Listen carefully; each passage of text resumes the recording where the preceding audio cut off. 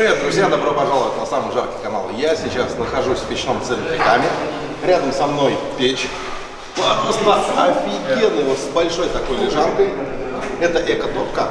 Что, к чему и как в этой топке, мы сейчас посмотрим с вами, потому что вот там она собирается и можно посмотреть все внутренности. Эта печь представляет из себя вот этот вот топливник. Он устроен совершенно потрясающе. Здесь двойная стенка стекла, то есть здесь два стекла. И вот такая вот топка.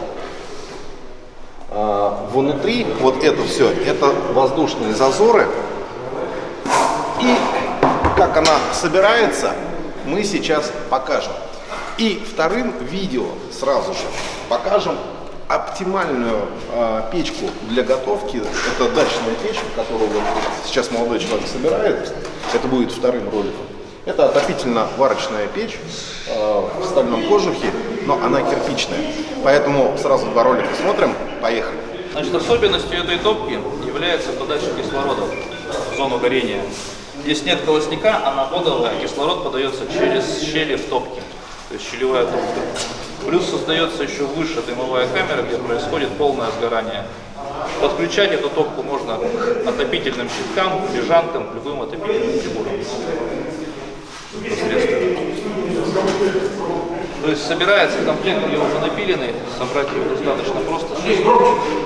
Да, собрать ее достаточно просто, где-то буквально за сейчас, если с раствором часа два понадобилось, чтобы собрать ее в таком варианте. Потом уже предусматриваются варианты отделки любые. И самой топки, и, соответственно, того щитка, к которому подключаете. То есть тут проблем нет. Особенность ее, самое главное, это именно подача кислорода через щели. Мы сейчас начнем собирать и все увидите, если будут вопросы. Сколько человек собирается?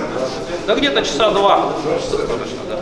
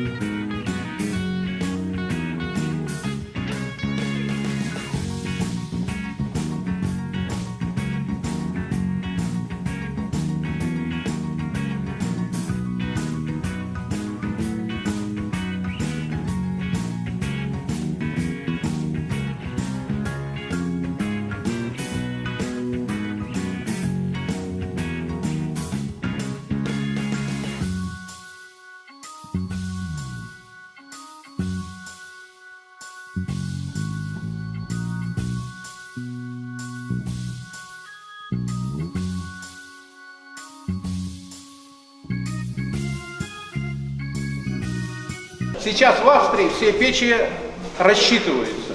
И для расчетных вот этих печей применяются в основном три вида топок Эко+. Они различаются по размеру, по объему и различаются мощностью, сколько туда дров.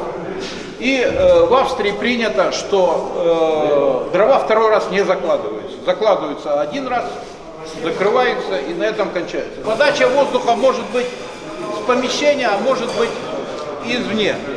Значит, ну и что еще? Значит, как правило, в Германии, в Австрии она ставится без задвижек. То есть вы закрыли подачу воздуха, так как дверка герметична, все это тухнет и все.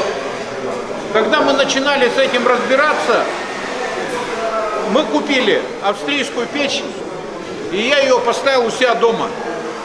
И мы ее долго смотрели, крутили, вертели. Мастер.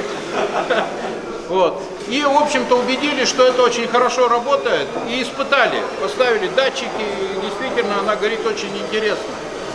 Ну и сейчас вот с осени, начиная, я на сегодняшний день ее топлю через день примерно, пока вот теплая погода. И, конечно, очень приятно гореть, стекло практически не закапывает. стекло не коптится практически. И у меня такая сделана не лежанка, а сидушка. И сидушка вся прогревается. И особенно сидушку уважают кошки. Они у меня туда залазят и спят. Вот. Поэтому, в общем-то, ну и я думаю, что вопрос с экологией у нас все равно когда-то дойдет. Почему эту топку начали широко применять в Европе? Потому что она отвечает всем экологическим требованиям. И поэтому они очень строго на это смотрят. И у нас когда-то этот вопрос дойдет, и мы тоже уже подойдем к этому готовыми. Вот. Ну, здесь идет борьба за рынок между европейцами и нашими. И поэтому мы специально ее сделали здесь, из местных материалов, чтобы люди понимали, что кроме стекла, которое выпускают всего в 2 фирмах в мире, ничего больше не надо. Все здесь сделано на нашем производстве. На экспорт возможно будет?